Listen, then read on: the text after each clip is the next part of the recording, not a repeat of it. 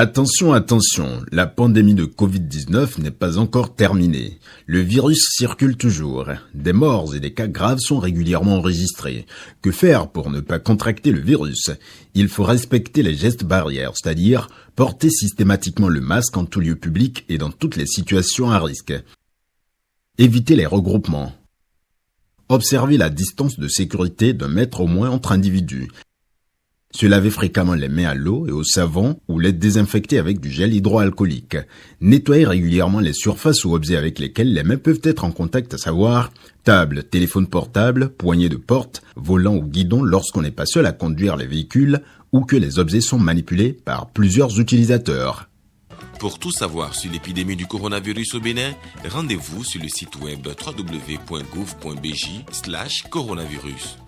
Ceci est un message du gouvernement de la République du Bénin.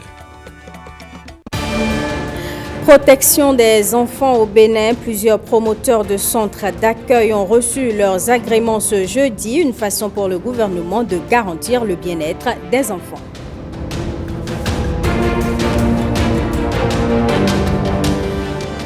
Aujourd'hui, 29 avril, c'est la journée internationale de la danse. Elle se célèbre depuis 1982 et a pour objectif de réunir les danseurs et danseuses à travers le monde.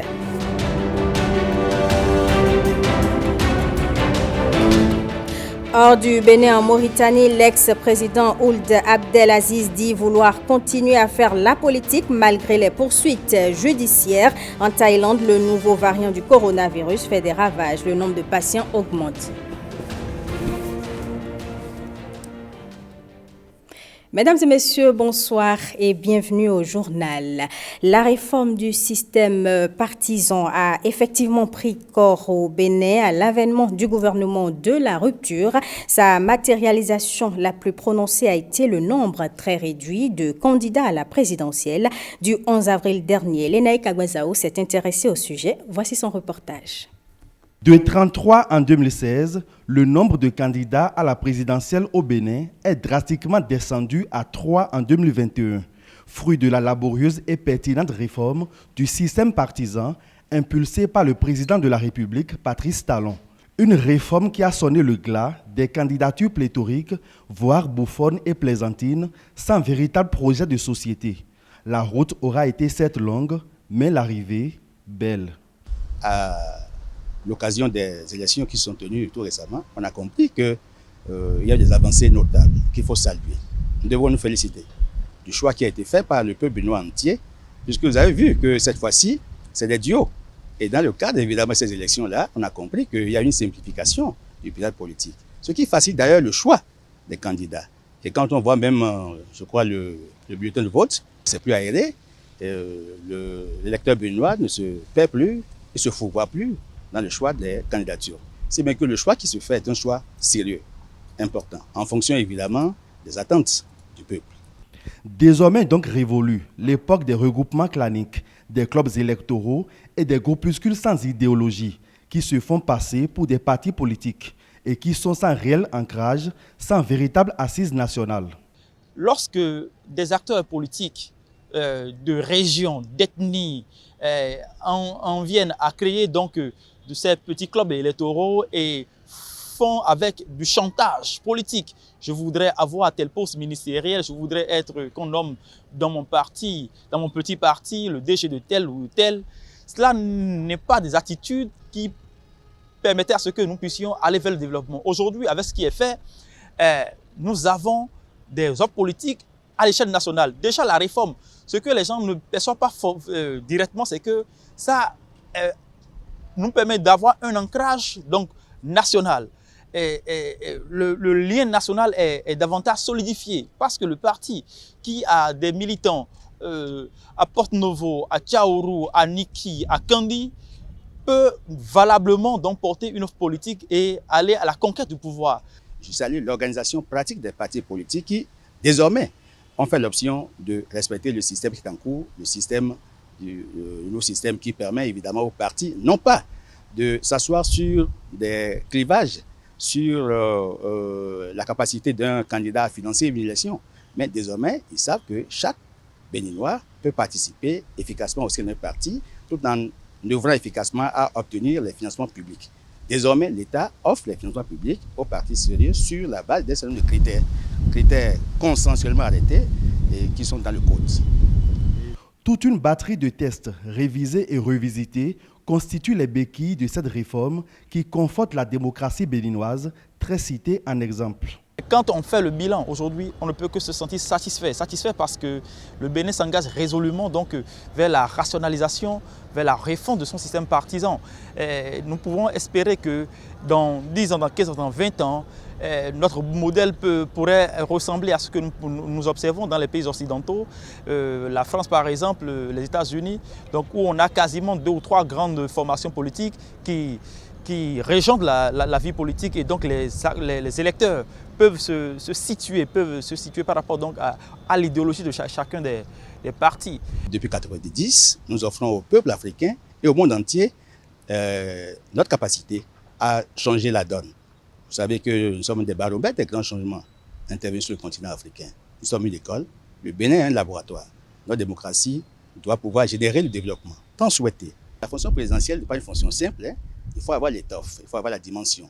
Et il faut œuvrer efficacement à cela. Donc il y a des mécanismes qui doivent être mis en place et des partis qui doivent préparer, évidemment, les candidats sérieux pour qu'on s'assure que ceux-là, une fois qu'ils seront dans les manèges, ils vont œuvrer surtout au bien de toute la population. La réforme du système partisan à laquelle est venue se greffer celle du parrainage est loin d'être un outil d'exclusion car porteuse d'espoir pour une maturation certaine. La question du parrainage peut se corriger facilement. D'ici à 2023, à l'échéance 2026, voilà 2 dates qui s'annoncent et qui pourraient nous permettre de corriger la petite crise née de la non-détention de ce sésame. Parce que les gens estiment qu'ils n'ont pas, évidemment, des députés au Parlement. Or, dans le cadre de la réforme qui est en cours, en 2023, nous aurons une nouvelle législature. Et en 2026, nous en aurons une autre. Alors, si l'opposition travaille sérieusement et change ses méthodes de travail, on peut réussir à avoir au niveau du Parlement des représentants de l'opposition pour que l'opposition se fasse parrainer sans aller négocier un parrainage. Et ce sont ces efforts-là qui vont davantage élever et relever le Bénin vers le succès, vers la grandeur, tout ce que nous espérons parce que le Bénin pendant longtemps a été dans l'égarement. La volonté du législateur de réduire le nombre de partis politiques est salutaire et en la matière, le Bénin, une fois encore, est en train d'inscrire son nom en lettres d'or. Je vous l'annonçais dans les titres, les promoteurs de plusieurs centres d'accueil et de protection des enfants ont reçu ce jeudi des agréments d'ouverture et d'autorisation d'exercice. Par cet acte, le gouvernement marque sa volonté d'assainir ce milieu pour le bien-être des enfants vulnérables. Le point de la cérémonie avec Rachidat Biamama et Mathieu Sokeno. Ils sont désormais en règle pour opérer une prise en charge efficiente des enfants en situation de vulnérabilité.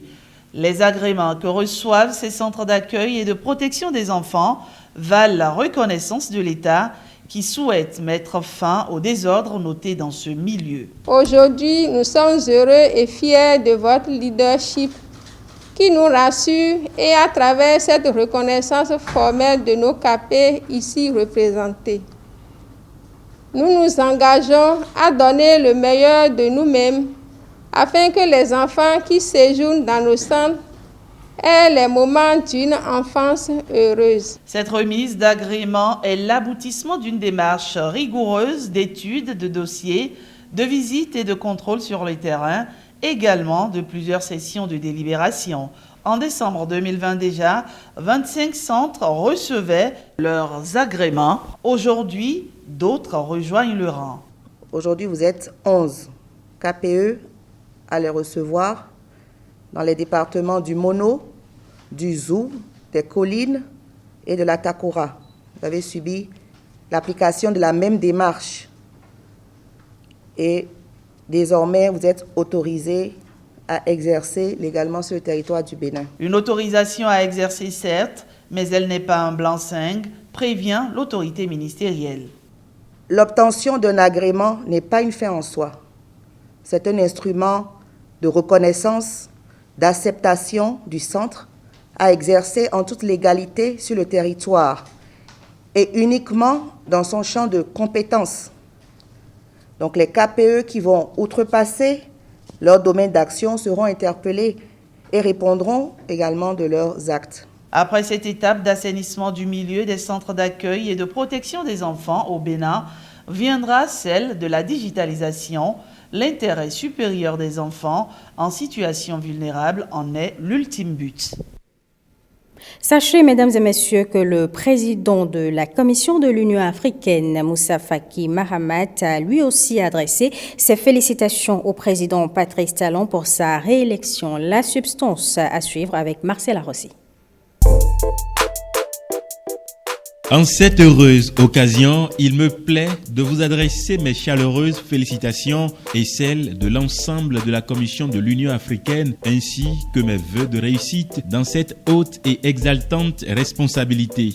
Je voudrais aussi rendre un hommage mérité au peuple béninois qui par cette élection confirme une fois de plus sa maturité politique et son attachement aux valeurs démocratiques.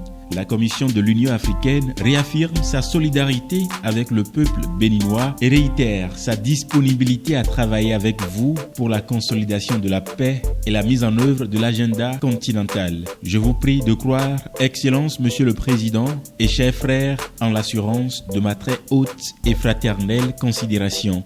Moussa Faki Mahamat, Président de la Commission de l'Union africaine. Le parti Union progressiste forme ses militants à Porto Novo. La finalité de cette formation lancée hier mercredi est de pouvoir compter dans ses rangs des militants informés et formés. Brissongbo, Guillaume Avienou. C'est Bruno Amoussou, président du parti UP Union progressiste, qui est venu lancer en personne les travaux de cet atelier de 48 heures. Un atelier censé donner le top des formations de l'UP qui dispose en son statut que l'organisation a l'obligation d'information et de formation de ses militants. Une tâche confiée depuis 2019 à une cellule qui est en cours de structuration en vue de devenir sous peu l'école du parti. Le Présidium a souhaité que tous les travaux qui sont en cours pour opérationnaliser la cellule fassent l'objet d'un atelier de validation sur la base desquels on va lancer une série de formations en direction des différents niveaux de militants, tant les membres du bureau politique, les responsables au plus haut niveau, les maires, les militants, les cadres du parti auront droit à une série de formations. Une formation des formateurs en fait pour valider d'une part la démarche d'opérationnalisation du parti et d'autre part pour valider le plan général de formation du parti afin d'extraire de ce plan le plan de travail puis le plan de formation de l'UP au titre de 2021. La finalité étant de donner de la visibilité à la cellule de formation du parti mais surtout d'avoir des militants informés et formés. Le parti Union progressiste voudrait élever le niveau de militantisme, le niveau de patriotisme, le niveau de connaissance de l'idéologie du parti, le niveau d'attachement aux valeurs démocratiques de tous ces militants. C'est pour cela que cette série de formations va être lancée sur la base de la validation du plan de formation générale du parti. La présente formation va être dupliquée à l'endroit des militants à la base du parti dans les tout prochains jours. Parlons à présent de cette exposition qui a eu lieu au campus d'Abomey-Calavi cette semaine. À travers cette exposition, les étudiants en fin de formation à l'Institut national des métiers d'art, d'archéologie et de la culture replongent le public dans les souvenirs des expériences estudiantines. Campus Vie, c'est le nom de cette exposition. Marcela Rossi. Je souhaite la bienvenue à la cérémonie du vernissage de notre exposition Campus Vie. Campus Vie, pour raconter la vie au campus, de la découverte d'un monde nouveau à la sortie d'un milieu formateur, les étudiants en fin de cycle à l'Institut national des métiers d'art, d'archéologie et de la culture expriment leur savoir-faire acquis au bout de 3 ans. Les premiers ont réalisé des œuvres qui sont ici exposées, tandis que les seconds ont conçu et mis en exécution tout le programme et l'organisation de la manifestation. Nous soutenons fortement ce type d'activité car notre objectif à l'INMAC est justement d'encourager l'éclosion des talents dans le domaine des arts et de la culture. La formation des étudiants, en effet, se veut aussi bien théorique que pratique. Une belle occasion pour rappeler aux uns et aux autres les moments, bons ou moins bons, passés dans cet univers.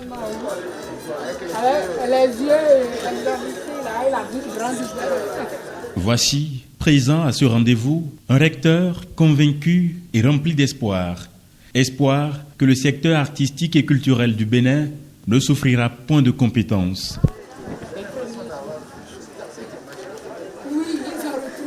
Le dépaysement des premiers jours, la pression des études, l'angoisse des examens, la joie et la fierté qui résultent des succès, une vie que Maxime Dacruz et les autres invités sont loin d'oublier. Je voudrais féliciter et encourager les étudiants et étudiantes du département des arts visuels et du patrimoine pour cette initiative. Je leur souhaite de bien finir leur formation à l'INMAC et plein succès dans la vie active. Nous avons donc un grand espoir que le secteur artistique et culturel de notre pays sera renforcé par cette main-d'œuvre qualifiée et nous en verrons les fruits d'ici quelques années. Et le site d'un hectare qui accueille cette exposition est désormais propriété de l'INMAC qui travaille aussi à sa mise en valeur. MTN Bénin a lancé ce jeudi la 6e édition de son programme de jeunesse. C'est un programme conçu pour les étudiants en fin de formation. L'objectif est de renforcer leurs capacités professionnelles. Osenia Deleke, Petroni Lokoso. Yellow Internship Programme édition 2021.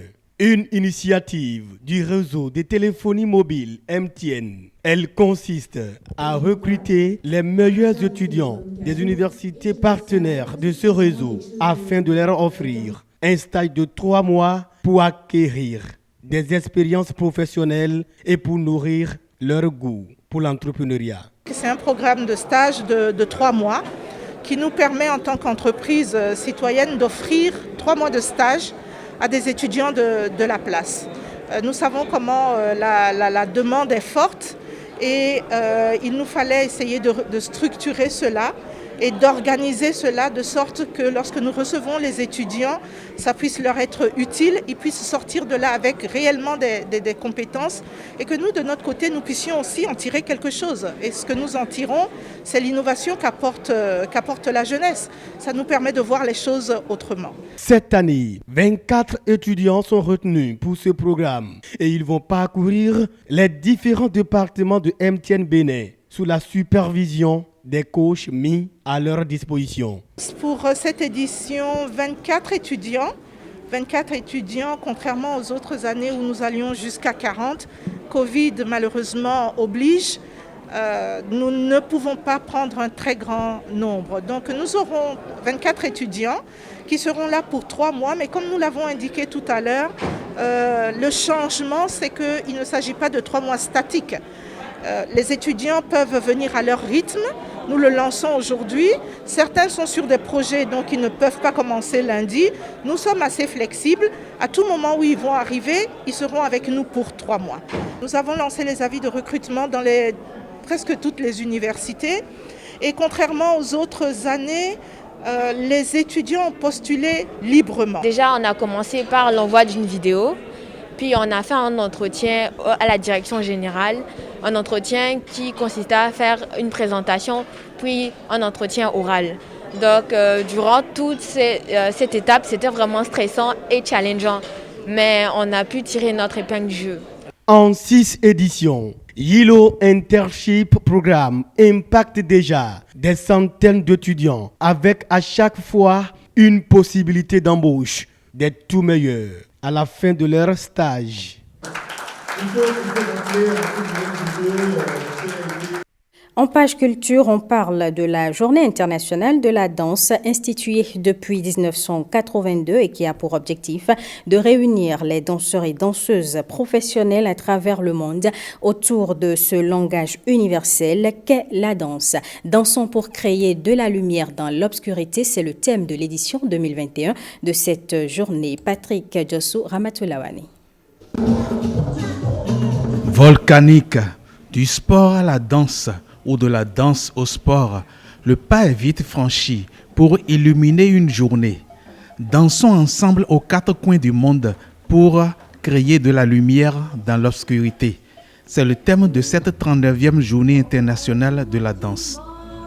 En 1982, le Comité international de danse, CDI en anglais, en collaboration avec l'UNESCO, Organisation des Nations Unies pour l'éducation, la science et la culture, instaure cette journée de la danse en choisissant le 29 avril, commémorant l'anniversaire de Jean-Georges Noverre, créateur du ballet moderne. Comme objectif, la Journée internationale de la danse veut, d'abord, réunir le monde de la danse pour l'unir autour d'un hommage à leur art. Ensuite, rassembler ceux et celles qui veulent se ressembler par leur amour de l'art scénique. Enfin, célébrer l'universalité de la danse qui, sans visa, traverse les frontières et, sans avis, renverse les barrières.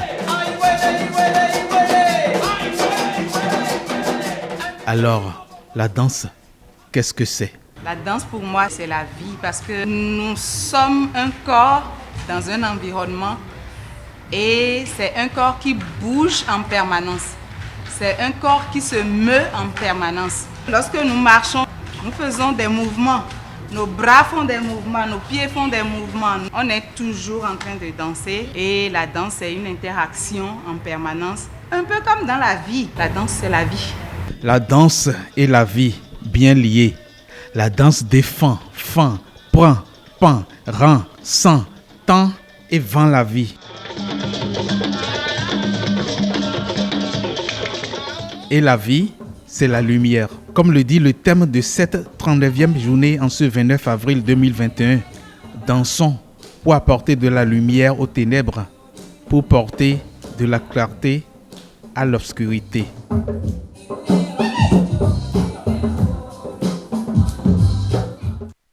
Au Bénin, c'est en 2005 que la Journée internationale de la danse a été initiée et a permis aux professionnels et amateurs de cette discipline artistique de s'exprimer sans spectacle formel et payant, comme pour répondre au caractère universel de ce langage du corps.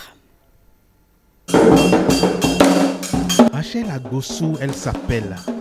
C'est elle qui a eu la merveilleuse idée de célébrer au Bénin la première journée internationale de la danse. C'était en 2005.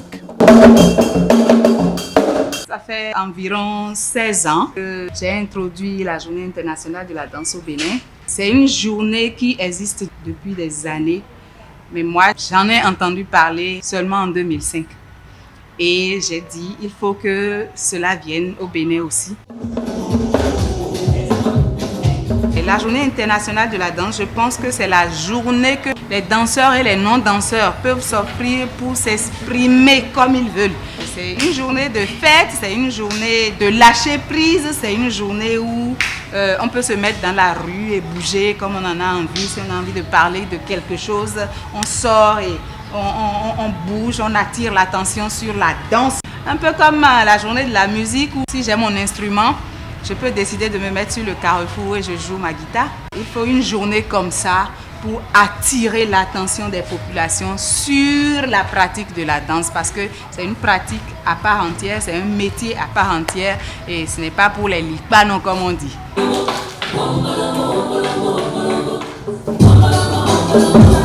Lipano, en langue fond, vaurien, va nu-pied, même si la danse d'école se fait ici pieds nus sur tapis. Et il faut, dès le bas âge, embarquer l'enfant dans le voyage qu'est la danse. Avec la danse, tu voyages. Avec la danse, tu t'informes des autres cultures.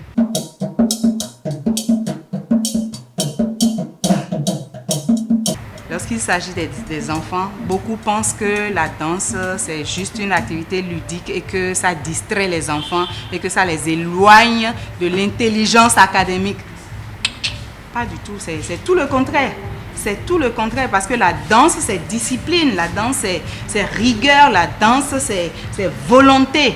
La danse, discipline, pas déprime. Rigueur, pas rigidité.